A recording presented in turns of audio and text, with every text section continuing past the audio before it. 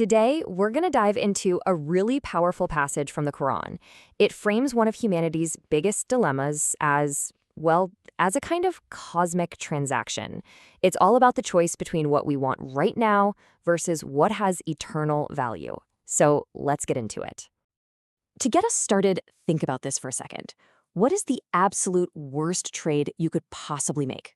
Like trading a fortune for a fleeting moment, a lifetime of happiness for some temporary pleasure.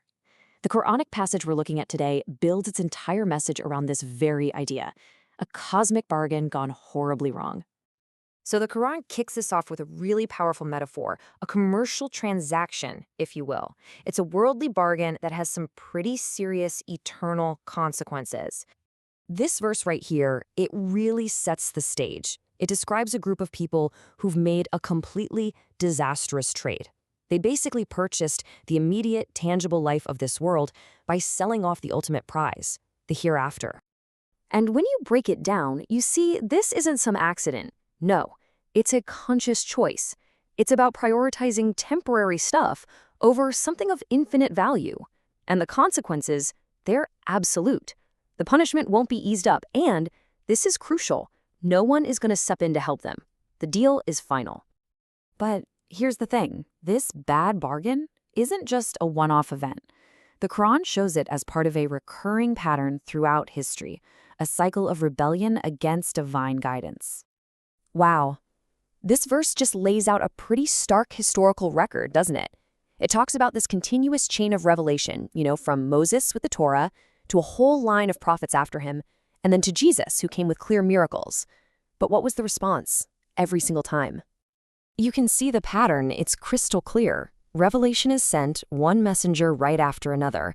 But whenever the message clashes with what people want, with what your souls did not desire, the response is arrogance and denial and even violence. So this rejection wasn't because of a lack of evidence. It was a clash with the ego. So how do you justify rejecting the truth over and over again? Well, they had an excuse, and the Quran calls it out directly. Their excuse is pretty simple. Our hearts are wrapped. They're basically claiming their hearts are already full or maybe sealed off, just unable to accept any new guidance. It's their way of saying, hey, it's not our fault, we're just not built for this message. But the Quran immediately shuts that down. And here's the core rebuttal from the verse, the big twist. Their hearts being wrapped isn't the cause of their disbelief, it's the result of it. It's a state they ended up in because they kept rejecting the truth. That curse? It's a consequence of their own actions, not some preemptive barrier. Okay, this is where it all comes to a head. All of this history, all of these excuses, they're about to be put to the test in a very specific historical moment. And this is where the real underlying reason for their rejection is totally laid bare. I mean, this verse describes a profound irony.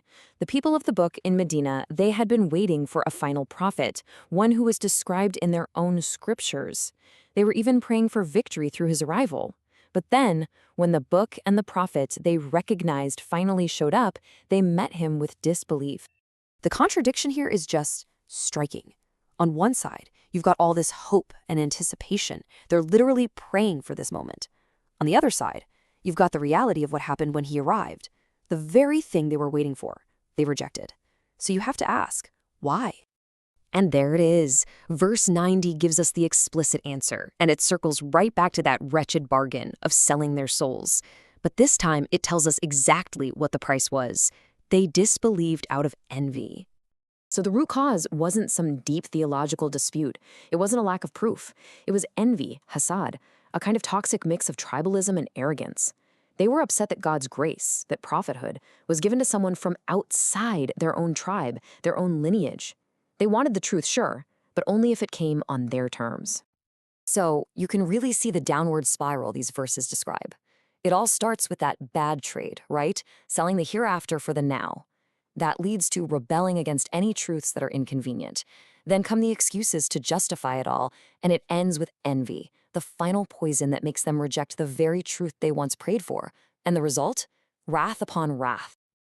And that leaves us with a final, timeless question to think about. I mean, this passage might be describing a specific moment in history, but its theme is universal. So the real question for all of us is this: When, in our own lives, do our own pride, our own tribalism, or our own envy stop us from seeing a truth that's standing right in front of us?